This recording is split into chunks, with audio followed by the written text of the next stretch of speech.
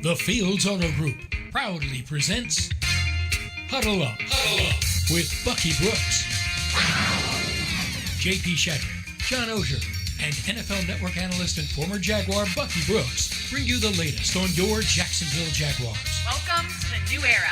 Huddle Up with Bucky Brooks starts right now.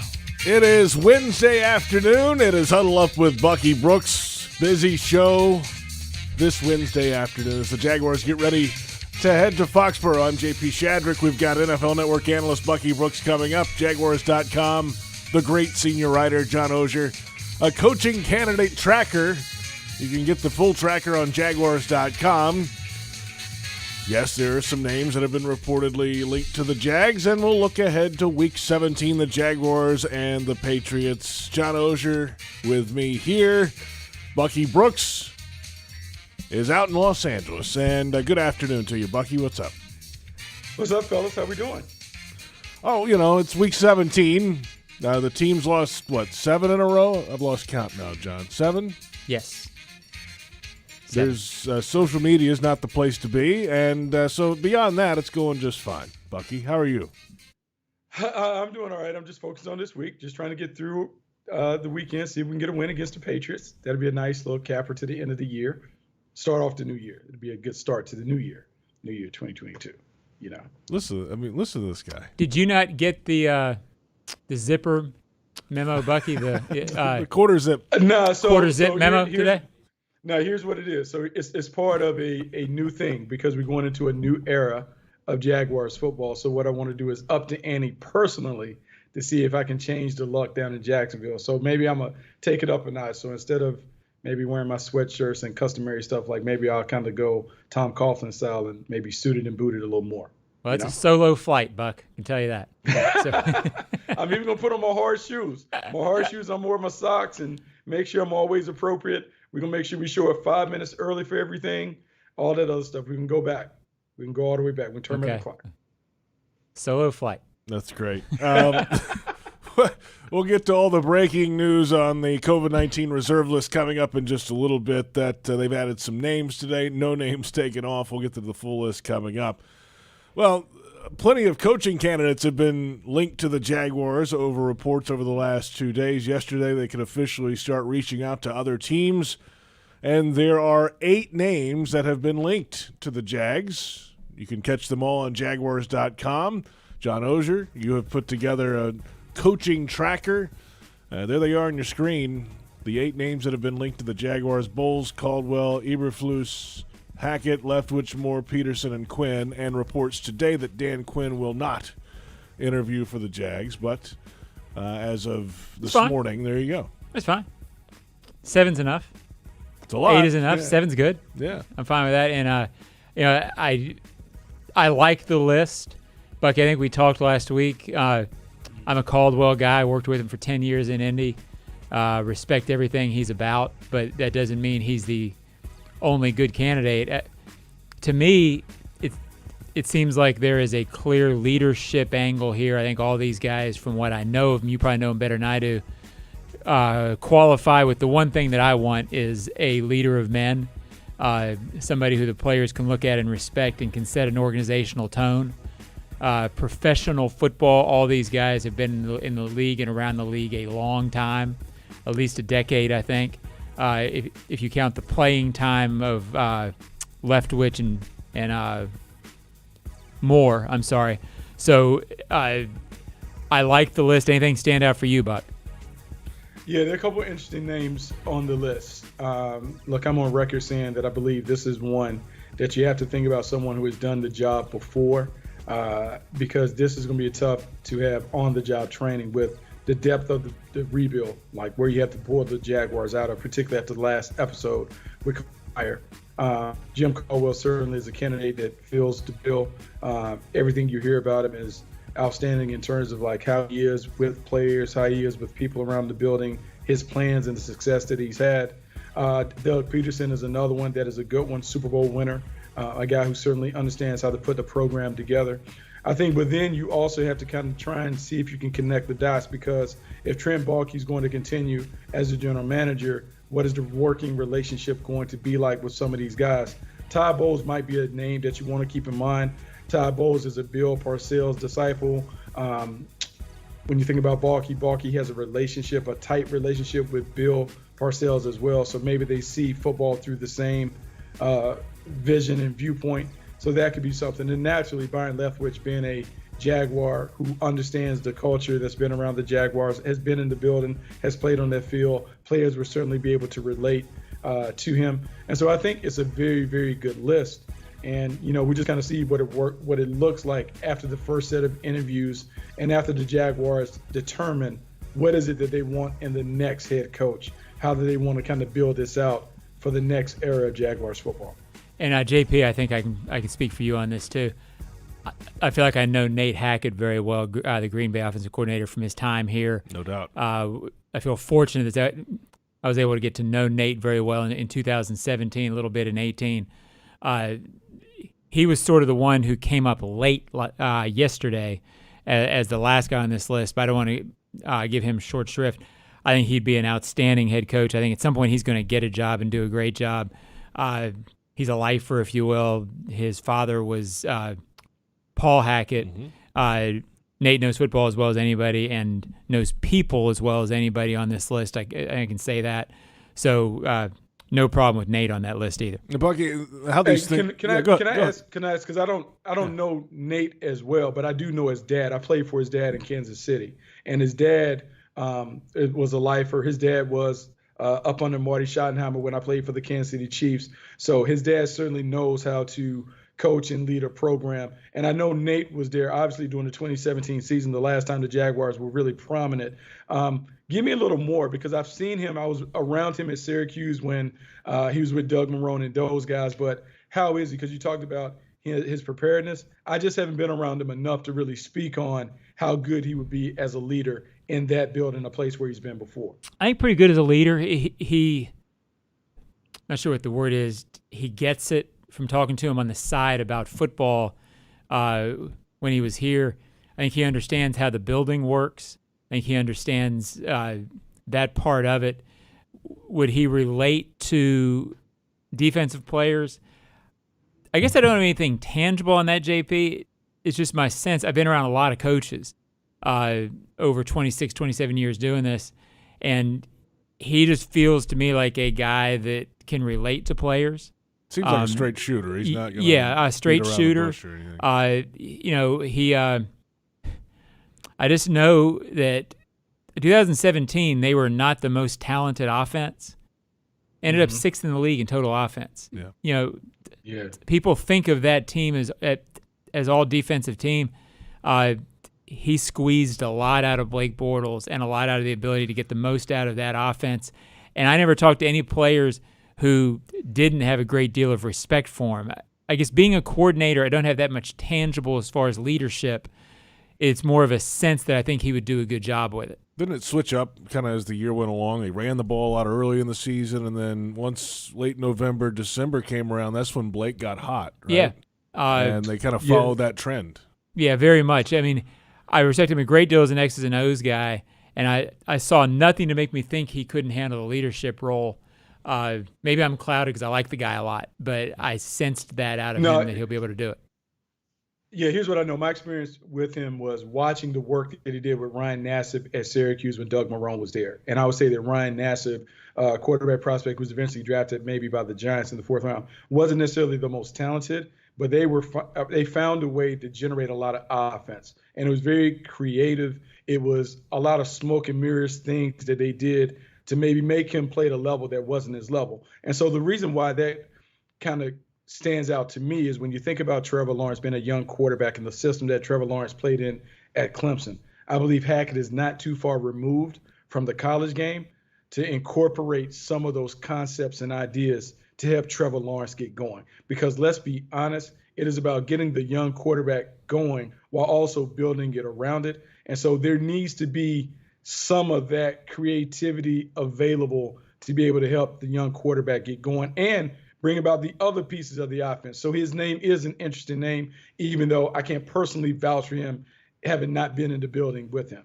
Yeah, a lot of the conversations I had with Nate, and I'm not giving anything away, it's been 4 years, were about getting the most out of these guys.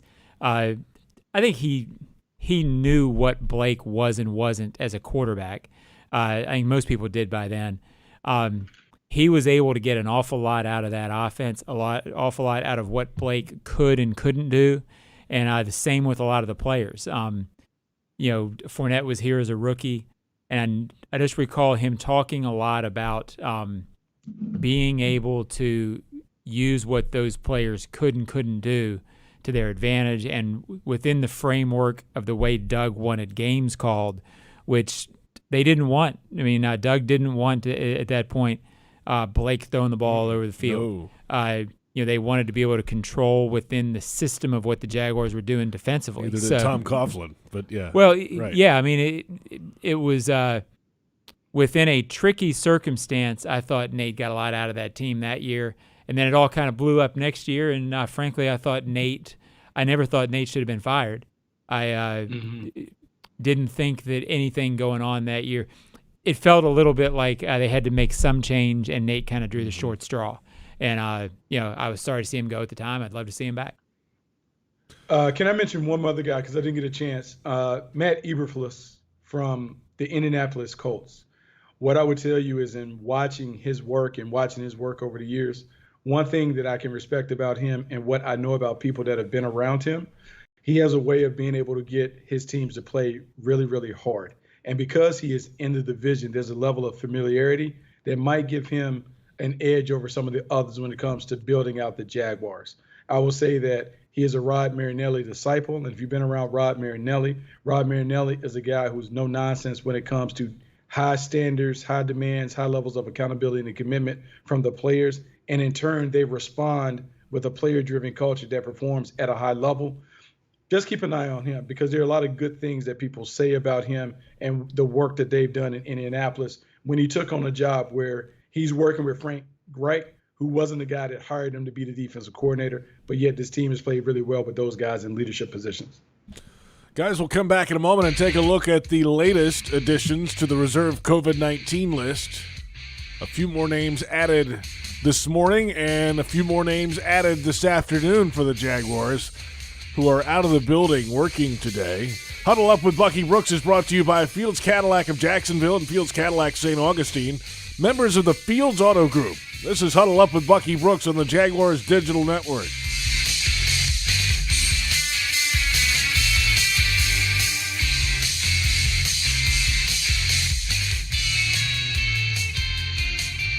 You can step up to luxury now.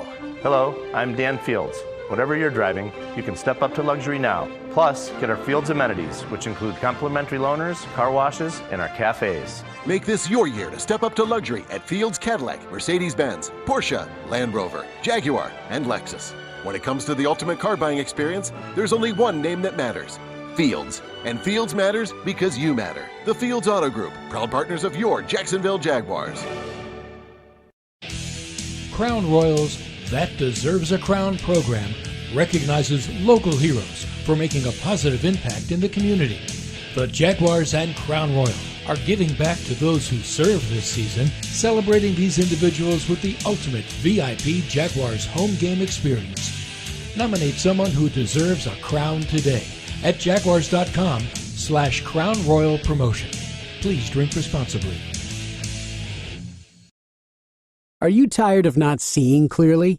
As the official eye care provider of the Jacksonville Jaguars, Florida Eye Specialists offers the safest, most effective technology to regain control of your sight. With 9 locations across Northeast Florida, our dedicated doctors have provided premier eye care to the community for more than 20 years. Call 904-564-2020 or visit FloridaEyeSpecialists.com to book an appointment with Jacksonville's most trusted eye care providers today.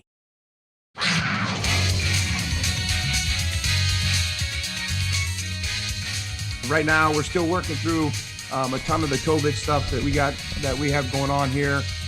We added a couple more guys today, and we're still. What the main focus right now is just being able to field the team, get these guys out on the field, and we'll have to see later in the week how the new ruling is going to be able to affect us. That's Darrell Bevel earlier today, and welcome back. It's Huddle Up with Bucky Brooks, JP Shadrick, and John Oehser. Yes, John. I'm not sure I've ever heard, and I'm not trying to overplay this, doing this over 2.5 decades, I'm not sure I've ever heard a realer press conference than Darrell Bevel gave. That was striking. That quote there. Yeah, trying to field a team. And that puts your antennas up. Yeah, that was real and wasn't necessarily entertaining. Most people won't notice it, but it's real. I don't think he has any. I don't think he has any idea what the team's going to look like, and they're not sure what to do. They added 2 to the COVID-19 list this morning, 1 on the active list, 1 on the practice squad list, and then added some more this afternoon. So 5 total today. So 25 total players combined between the active roster, practice squad, and injured reserve are now on the COVID-19 lists associated with them. They're on your screen there. Now, many of these guys, I think, can come off, right? Yeah, if they swabbed and were negative or positive over the weekend, like Saturday, Sunday, then that clock kind of starts then. Right now because of the new rule change. But the overall you might see some of these guys. Don't know. You might see some of these guys coming back, but you might not if there are symptoms. Bucky, who knows who's going to be out there ready? And this is an incredible challenge for a Jaguars interim coach and staff trying to put things together. Because otherwise, Bucky, I thought they had him this week. If it hadn't been for COVID, I thought. Yeah. If not for this, it's just as big of a challenge for the Patriots not knowing who is going to run out the tunnel and do those things. They got to figure out who those new numbers are that could be running around. Let me say this though about Bevel. Look, he is in a tough spot, and he's been in a tough spot for the second year in a row. He took over for Matt Patricia in Detroit. He now takes over for Coach Meyer in Jacksonville, and the situation certainly hasn't been perfect. Obviously, it's not perfect. That's why he's been elevated to the position. But I think it's refreshing to have someone who has a level of professionalism to the job that you can respect. And I don't know where he goes from him, but I certainly think that he will earn a level of respect from his peers around the league because this is not an enviable situation. And for him to try and get the team to not only play and play hard, but to maybe figure out a way to play well, if he's able to get them to have some semblance of success on Sunday, man, he deserves a standing ovation because I don't know how anybody can get a team ready to play in these circumstances that the Jags are currently dealing with. This would rank JP with, again, I'm not a hyperbole guy, but it'd be one of the biggest upsets in the last decade and a half, maybe ever. If this Jaguars team, it would have been huge anyway, but this Jaguars team with the COVID-19 playing a motivated Patriots team in Foxborough, come on. It's you never say never in the NFL, but I think you can say never. But they're signing guys off the street and practice squads today. Right. That will probably have to play if some of these guys aren't available. It speaks overall, Bucky, and I think you have a better perspective on this than I do. I cover the Jaguars. I'm in it all the time. I watch a few games on TV other than that. But I guess we're just being immersed locally into a story that's been going on in the last couple of weeks, and I think the NFL is just scrambling and sort of limping to the finish here. I don't particularly blame them because I'm not sure how else you do it. You've got to get the season in. They're trying to get it done. But this feels more chaotic and loose by definition than the end of last season was. I don't know if you feel that too, Bucky. Yeah, I feel it because it's a different set of circumstances. Like last year, we felt like that, okay, we were able to get control of it. You had a level of understanding on how it was going to go. And then the way the season started, it was as if like, hey, we're back. Fans are back in the stands. Teams are going. Yeah, we have some of these protocols, but it wasn't that big of a deal. And then in the middle of the season, an explosion of outbreaks and cases and these things hit. And so now everyone is scrambling. And what it is doing, it is not only testing your ability to get your frontline players ready to play, but it's testing how have you built the team in terms of managing the practice squad? How have you prepared your young players who may not have played, but are you still getting them ready to play? Because we come to the end of the year, your young guys are those unheralded guys that were kind of dismissed early in the season. They're now the ones that you're counting on to win games. And it's not only in Jacksonville, but it's for some of these playoff teams that need to win games. And they're counting on guys who, they may have been in the building for 2 weeks. it is unlike anything that I've seen, and it's even a bigger challenge than it was last year because of the way that it exploded in the middle of this season. The Saints on Monday night had a tackle who had not played since 2017, who got in the game in the fourth quarter. It has a slight parallel to the 87 replacement games. Yeah, right. Not. Oh, yeah. I get it's different, but I remember I was a fan that year, my last year of college, so I'm old. But there were teams that had some players, teams that didn't have some players. The Washington football team was the only team that didn't have anybody cross. It's different. I get that. But the last week of that strike season had that same feel where it was that famous game where the Cowboys and the Washington football team played. The Washington football team beat them, and they had replacement players coming across, but it was chaos. This feels a lot like that, and it's I don't know if the quality of play is that great, but it's going to be interesting. Yeah, it's on television. It'll be interesting, that's for sure. I think Bucky made the point. That year, the Joe Gibbs team wound up winning it all, partially because they handled the strike so well. That's right. Because they had 3 games that they won because of that and got home field, whatever. These last few weeks, you get the idea that organizations that handle it well, and the Jaguars, it won't matter because they're out of it, but the organizations that handle it well at the top, they could benefit from circumstances that hurt teams that aren't as prepared. So that's my 2 cents. Hey, let's take a time out. We'll come back and take a look at the New England Patriots. Speaking of well-run organizations, they're one of them. They've done some things pretty well over the years. This is Huddle Up with Bucky Brooks on the Jaguars Digital Network. You can step up to luxury now. Hello, I'm Dan Fields. Whatever you're driving, you can step up to luxury now. Plus, get our Fields amenities, which include complimentary loaners, car washes, and our cafes. Make this your year to step up to luxury at Fields Cadillac, Mercedes-Benz, Porsche, Land Rover, Jaguar, and Lexus. When it comes to the ultimate car buying experience, there's only one name that matters: Fields. And Fields matters because you matter. The Fields Auto Group, proud partners of your Jacksonville Jaguars. At VyStar Credit Union, you inspire us to deliver on our promise, to do good for our members and our communities. That's why we offer more banking options, like better rates and no hidden fees. We also give back, donating several $1 million to hundreds of nonprofits each year. Better financial lives, stronger communities. VyStar Credit Union. Do good.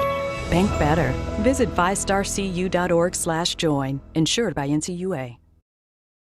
Your family isn't like anyone else's. Your home shouldn't be either. At Dreamfinders Homes, you can build the home of your dreams in one of their 30-plus communities in Northeast Florida.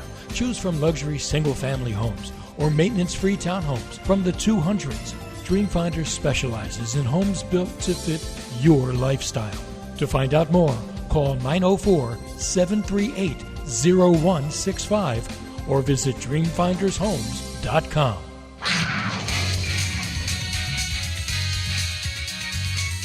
It adds some challenges for sure. Obviously, you'd rather have everybody together. It makes things easier. You get more time with your guys and to be together and to talk about different things and to go over the game plan. But everyone's kind of going through similar things, maybe not at the same time, but through this whole season, everyone's kind of been faced with the same challenges. So just managing that, obviously just being mature, handling it the way you're supposed to handle it, and take care of your business and just counting on everybody to do that. Obviously, it's hard when you lose a lot of guys and you're not sure who's going to be back for game day. That is more challenging, I'd say, than the Zoom aspect of it. So we're working through that right now. Today we did as much as we could.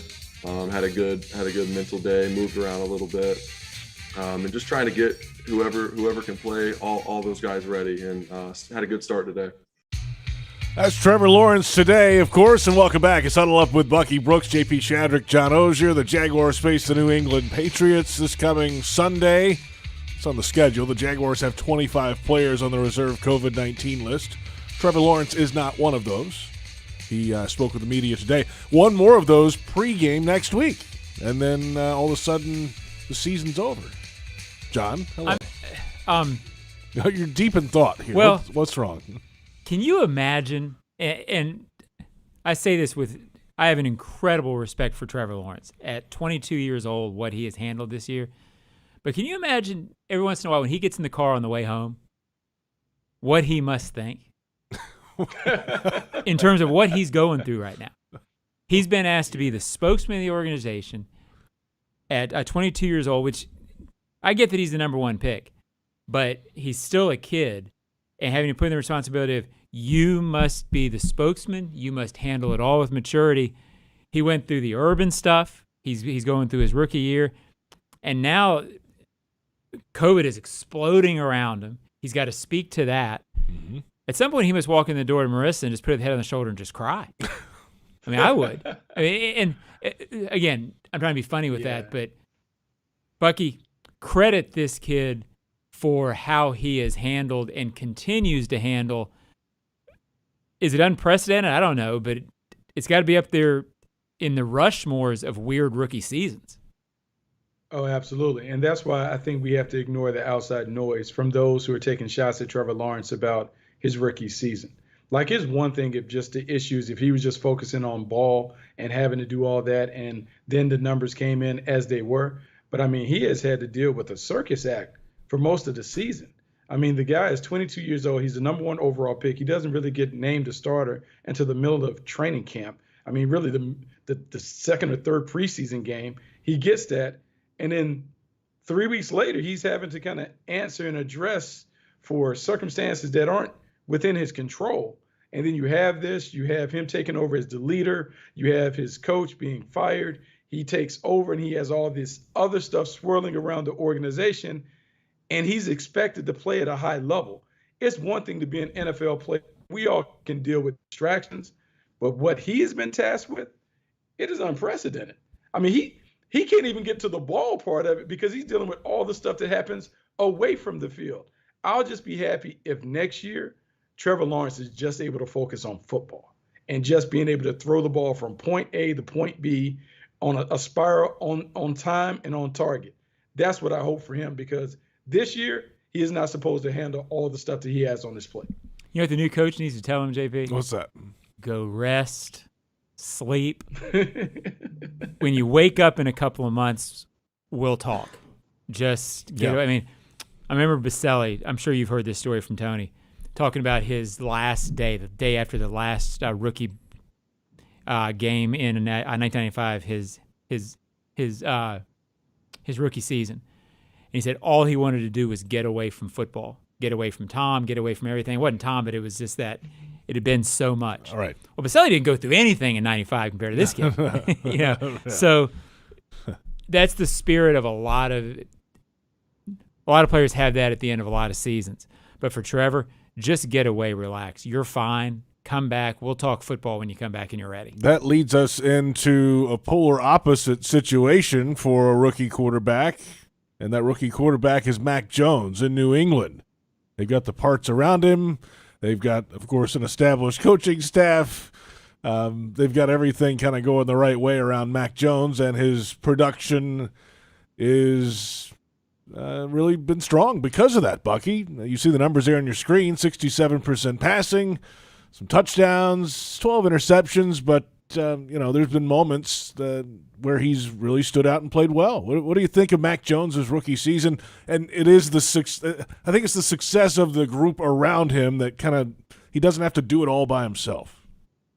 Yeah, I think when you look at Trevor Lawrence and Mac Jones, I think it's the nature versus nurture debate. The natural talent, the guy's the more talented guy, is Trevor Lawrence, but the environment around him has not allowed him to really flourish.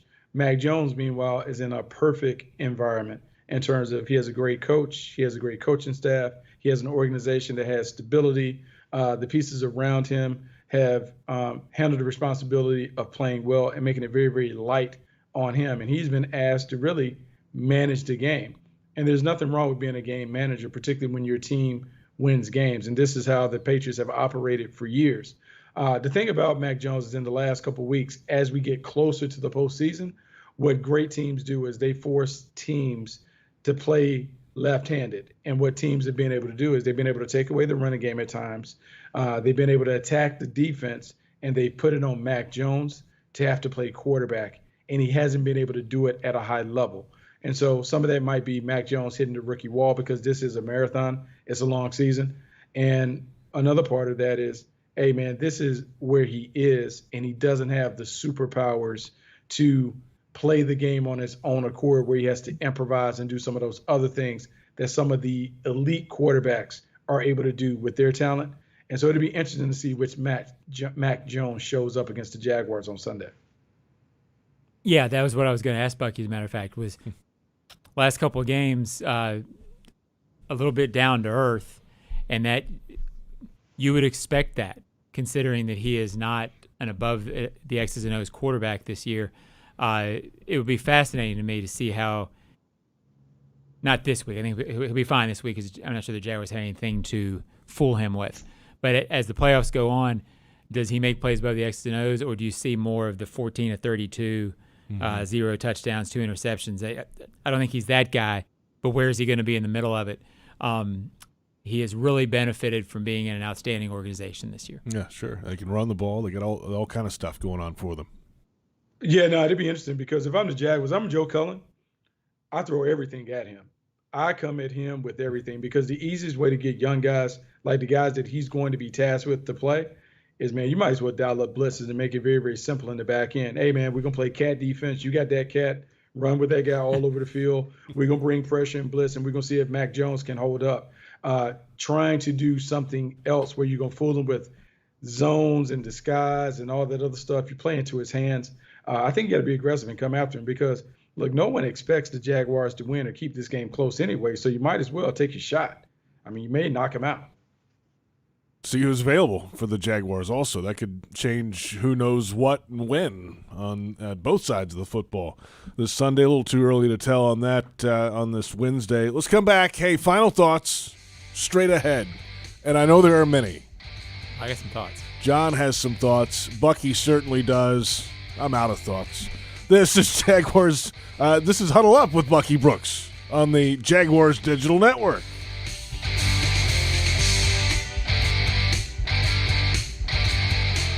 You can step up to luxury now. Hello, I'm Dan Fields. Whatever you're driving, you can step up to luxury now. Plus, get our Fields amenities, which include complimentary loaners, car washes, and our cafes. Make this your year to step up to luxury at Fields Cadillac, Mercedes-Benz, Porsche, Land Rover, Jaguar, and Lexus. When it comes to the ultimate car buying experience, there's only one name that matters: Fields. And Fields matters because you matter. The Fields Auto Group, proud partners of your Jacksonville Jaguars. Pinpoint, the official signage partner of the Jacksonville Jaguars, helps business decision makers like you maximize the impact of their brand. Your company's identification, advertising, and even the words you use make an impression on your clients. With Pinpoint as your coach, you can make sure it's a good impression. Pinpoint provides the creative design and production services for anything you need to enhance your brand, from custom signage to complete marketing solutions. Step up your game with Pinpoint and create the ultimate brand experience for your clients. Visit experiencepinpoint.com. Everyone's so busy keeping up.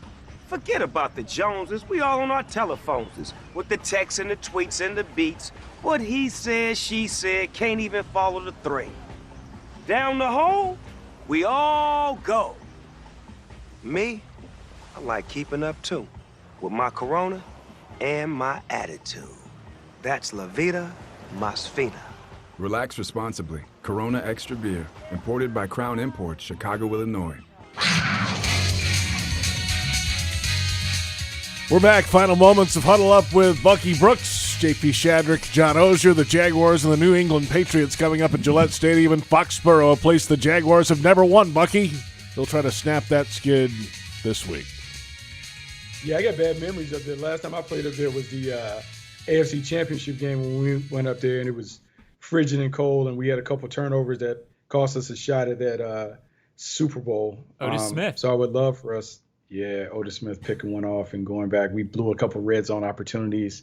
I think Tom might have swiped a play card from Gilbert and taken over and called some plays and all that other stuff. So it was I'm not bitter cold about that day too, Buck. That was cold. Hey, you know what's so silly about that? Like, Oja, I don't know if you ever got perspective on that, but that was a day in which Clyde Simmons and the guys were like, hey, man, we're going to show them how tough we are. Today's a no-sleeves day. We're going to go out there and play with no sleeves.